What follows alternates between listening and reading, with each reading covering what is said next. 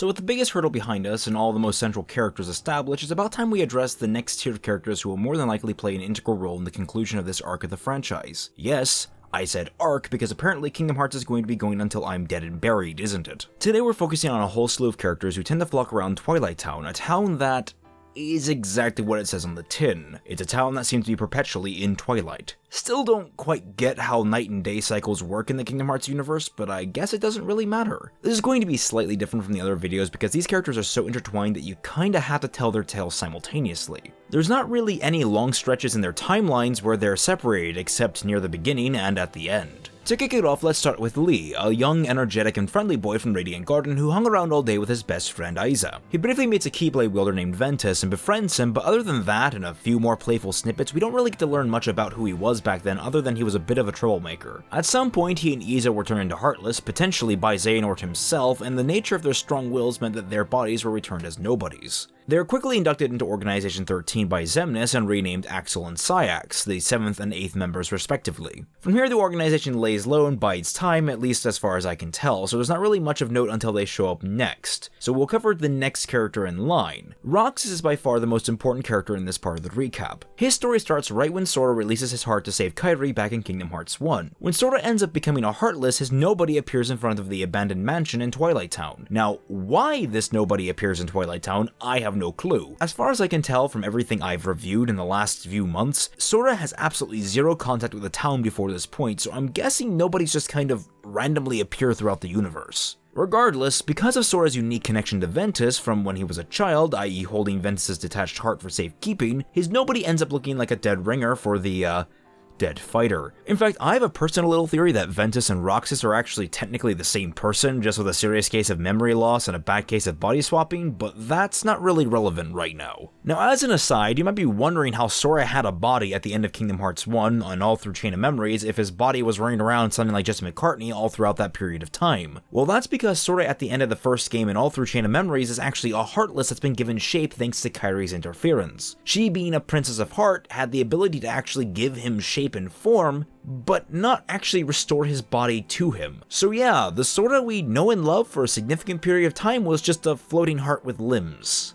Back on track, the nobody is discovered by Xemnas, who rearranges Sora's name, throws an X in there, and calls the boy Roxas, inducting him into Organization 13 as the 13th member. He slowly fits into his new home and even befriends Axel. He also willingly aids the organization in forming the moon-sized Kingdom Hearts scene in Kingdom Hearts 2, as they are led to believe by Xemnas that creating it will allow them to reclaim hearts of their own, which is the natural desire of all nobodies. It is around this time that Xemnas visits Sora during an optional boss fight in Kingdom Hearts 1 and samples his memories. How someone scientifically samples memories, I don't know, but we're dealing with some hard metaphysical concepts here, so just roll with it. From this sample, Xemnas uses replica technology to create a duplicate of Roxas as a backup in case Sora and Roxas can't fulfill their roles. The experiment is named Xion and dubbed the 14th member of the organization, though she's not given a throne and her true nature as a copy is hidden from most of the other members. Thanks to Sora's heart actually being a day spa for other wayward hearts, Xion's appearance actually fluctuates depending on who looks at her. More often than not though, she looks like Kairi since those were Sora's strongest memories at the time of the sampling. Xion is put into Roxas' care for training and the two eventually become friends. Axel meanwhile is sent to Castle Oblivion to investigate treachery within the organization faction that has been sent there, to find a location called the Chamber of Awakening,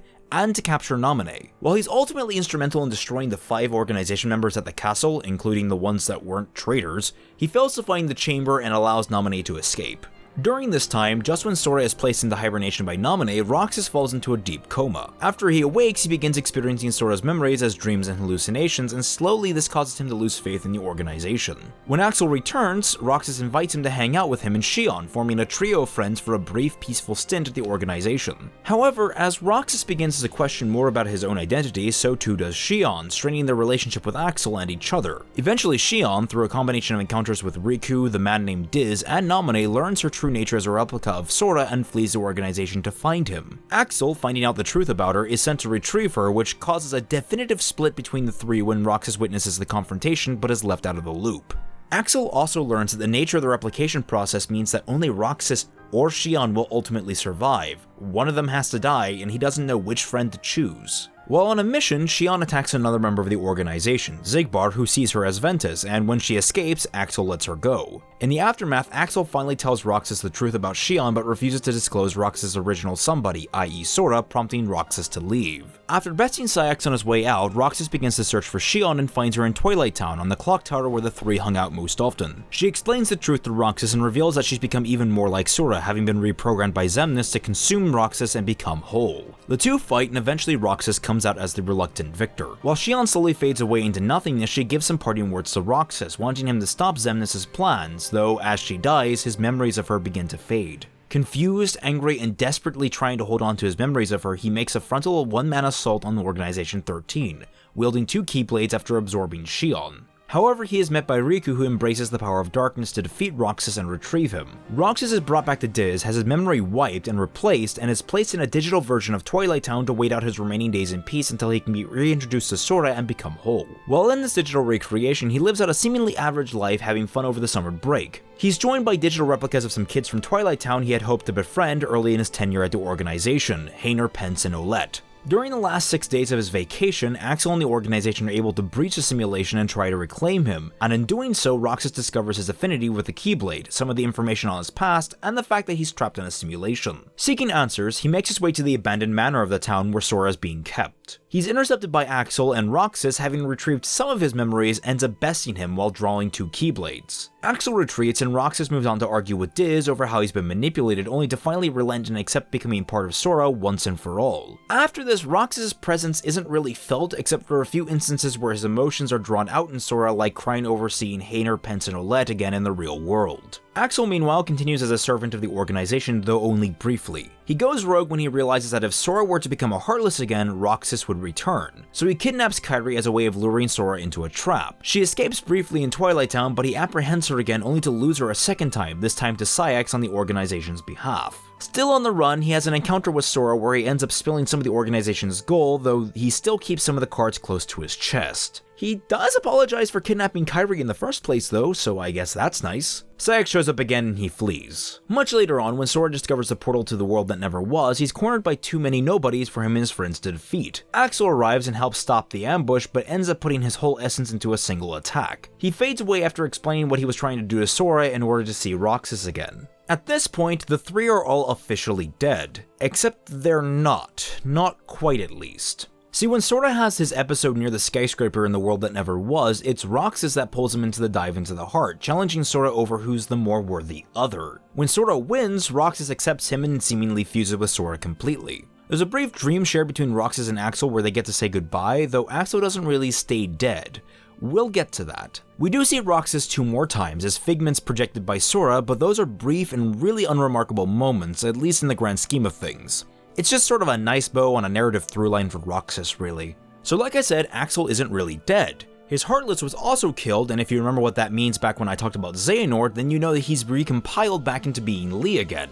Though, gotta say, I like the name Axel more. Just before he wakes up, Roxas in a dream reminds him of a promise he made to both Roxas and Xion to always bring his friends back. Finding most of his previous organization cronies alive again too, he's confused where Aiza is and sets out to find him. By accident, he interrupts the ransom incident that happened back at Disney Castle while Sora and Riku were asleep in dream drop distance. Lee is brought back to Yen Sid by Mickey so Xehanort's return can be explained to him, and almost immediately Lee asks to be made a Keyblade wielder so he can fight in the upcoming showdown. Meanwhile, in Sora's dreams, there's a brief moment where all insanity is breaking loose and Sora is starting to see different people his heart has touched, one of which being Roxas, who ends up sharing all of his memories with Sora. Likewise, there's even a brief glimpse of Xion among the faces, signaling that she's more than likely not quite as dead as we thought she was. When Riku is rescuing Sora from Xehanort at the end of the game, Lee joins in the rescue, and it's disappointing to see that Saïx is among Xehanort's newly formed second organization. This little section of the timeline ends with Lee revealing that he can wield a Keyblade and that he'll be trained alongside Kairi, who takes it as a bit of a shock.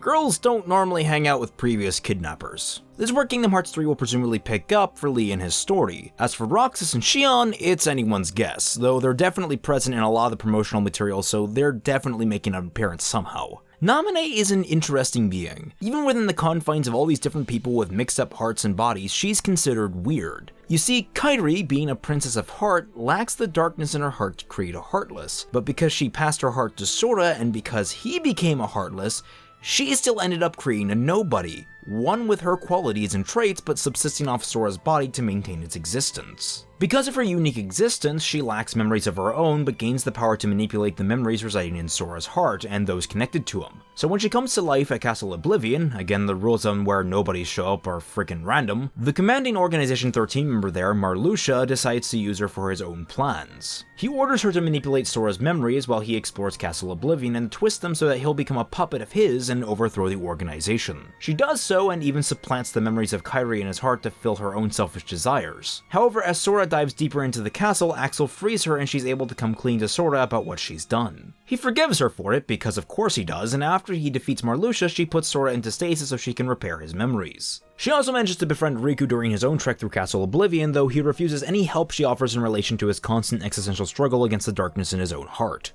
She also manages to team up with a man named DiZ, who assists her in restoring Sora's memories. The two relocate to Twilight Town with Sora in order to hide from the organization.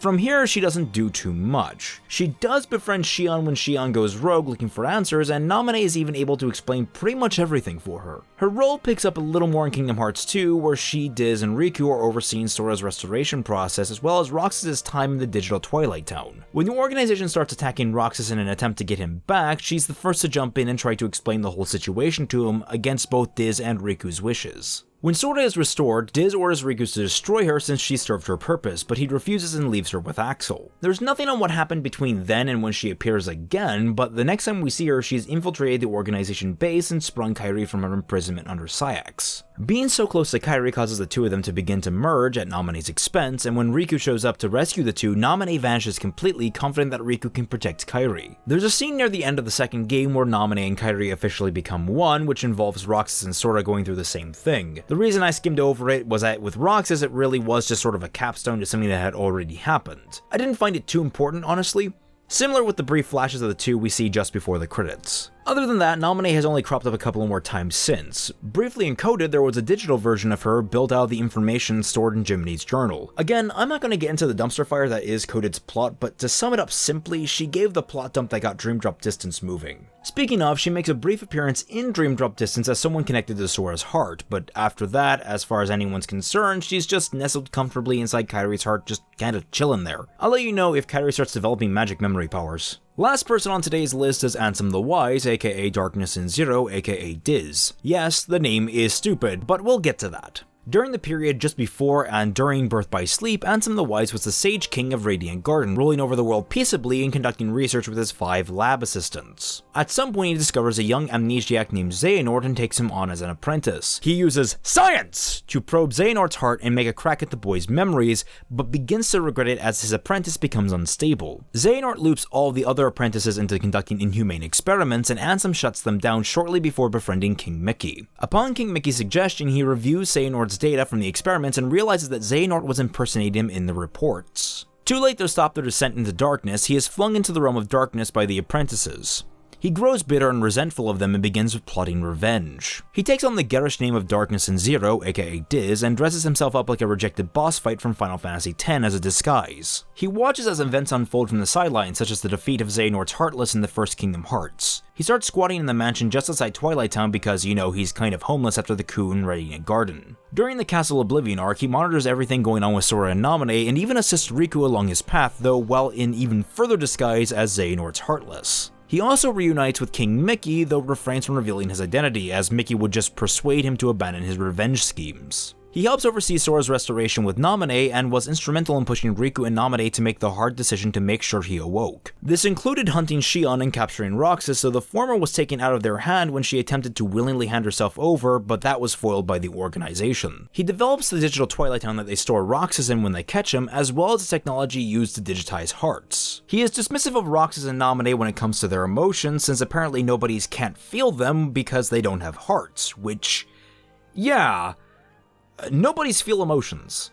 It takes them a while, but they grow their hearts back gradually, and no one seems to realize this until it's too late to tell any of them. That'll be important 2 videos from now. I reiterate that he tries to have Riku kill Namine and then vanishes until the end of the game. I kinda covered this in a different video, but Kingdom Hearts 2 has a garbage plot structure. We next see him infiltrating the organization base, which makes him the 5th person to do it this time around, all for the purpose of digitizing the Kingdom Hearts there and stealing it out from under Xemnas' nose. He needs to be rescued by King Mickey eventually and reveals his identity, sharing a heart-to-heart between kings before activating the machine and waiting for it to finish. The machine begins to overload due to a miscalculation. He has a brief verbal spar with Xemnas as the rest of the protagonists arrive around him, and the machine explodes. This is what causes Riku to go back to his more natural state and irrevocably damages the Kingdom Hearts the organization was trying to summon. Instead of dying, Ansem is flung back into the realm of darkness, seemingly with no way back this time. While he just kinda lounges there, he runs into a Keyblade master named Aqua. He gets her up to date on what's happening in the realm of light, since she's been in the realm of darkness for quite some time at this point, and even reveals that he hid all of his secret research notes inside of Sora's heart using his digitizing sequence. These notes are then revealed to Riku at the end of Dream Drop Distance as he's trying to save Sora from being consumed by darkness. And this leaves us where the series is today. Where Ansem is or what he's doing?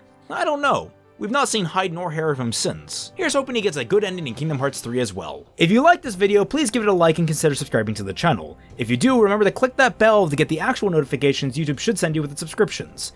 If you think I missed something vital or want to discuss something with fellow fans of the series, leave a comment down below. Consider also becoming a member on my channel by clicking the join button on the YouTube gaming link that I have, so you can get a nifty little icon next to your name every time you comment on one of my chats while I stream. And if you want to support this channel, please check out my Patreon. For $1 or more, you get access to the Team Frostbite Discord server where critics and fans alike like to mingle. A loving shout out to each and every one of my current patrons who help keep this little channel afloat. Without you guys lighting the proverbial torch under my rear, nothing would ever get done, I swear. That's all for now. Next on the docket are the characters from the past that helped shape the present, the predecessors from the Land of Departure and the Five Masters.